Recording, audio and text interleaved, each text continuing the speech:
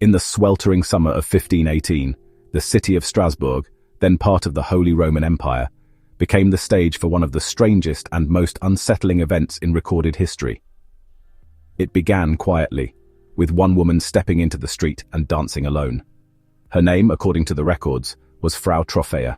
She danced for hours, without music, without apparent joy, as if compelled by some invisible force. Neighbors watched, curious at first, then concerned. But instead of stopping, Frau Trophäa kept dancing through the night, her movements jerky, feverish, and unstoppable. Within days, her strange affliction spread. More townspeople joined in, not in celebration, but in a grim, involuntary march to exhaustion. By the end of the first week, dozens were dancing in the streets. They could not rest, they could not stop, and they could not explain why. Some collapsed from sheer fatigue, only to rise and continue. Others danced until their feet bled. The records from the time are chilling. At the peak of the outbreak, as many as 400 people were reportedly caught up in the frenzy. Authorities were baffled, unsure whether they were witnessing an illness, a curse, or a form of mass possession. In the medieval mindset, strange events were often seen through a spiritual lens. Local leaders suspected divine punishment and decided that the cure might be to let the afflicted dance the sickness out. The city even hired musicians and cleared a special hall for the dancers. They believed that music would help purge the evil causing the movements. Instead, the opposite happened. The music seemed to fuel the plague, drawing more participants and extending the strange ordeal. The dancing plague, as it came to be called, lasted for weeks. Witnesses claimed some participants died from heart attacks, strokes, or sheer exhaustion. While modern historians debate the actual death toll, the suffering was very real.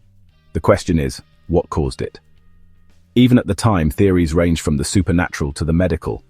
Some blamed Saint Vitus, a patron saint associated with dancing and movement disorders, believing the townspeople had been cursed. Others suspected demonic possession or divine wrath. Centuries later, historians and scientists have revisited the event with new explanations. One leading theory points to ergot poisoning, caused by consuming bread made from rye contaminated with a fungus that produces hallucinogenic compounds.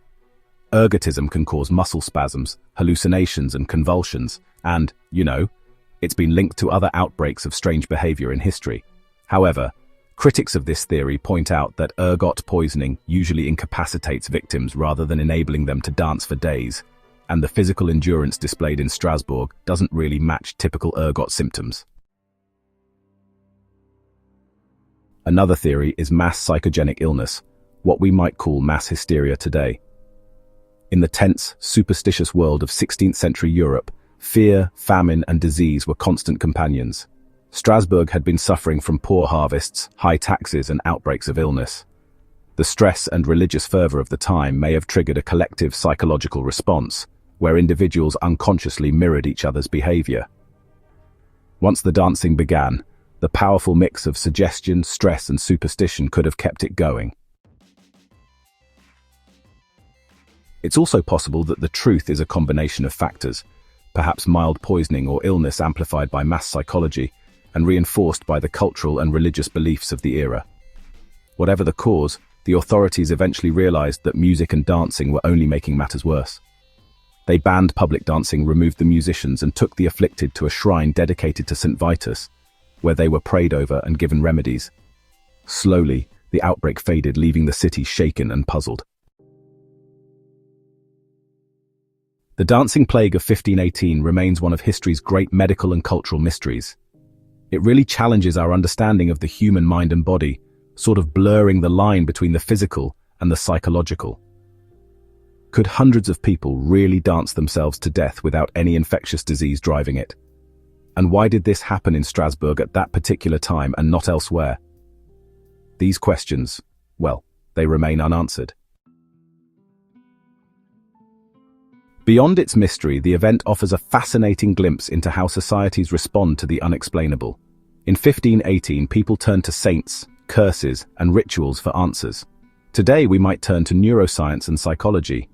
Yet in both eras, the need to explain the unexplainable remains the same. because strange history demands a story, even when the truth dances just out of reach. Looking back, the image of hundreds of exhausted, desperate people moving to an unheard rhythm through the streets of Strasbourg is, well, haunting. It reminds us that history is not only shaped by wars, kings, and inventions, but also by moments of bizarre human experience that defy easy explanation. The dancing plague forces us to confront the reality that the past was not always logical, and that even now, our understanding of the human condition has its limits. The streets of Strasbourg today are calm, lined with charming medieval buildings and bustling cafes. Tourists stroll where Frau Troffea once danced herself into history. But if you listen closely, you might imagine the distant echo of footsteps, the relentless shuffle of feet, and the strange, silent music that once took hold of a city. And you might wonder, was it madness, poison, faith, or something else entirely?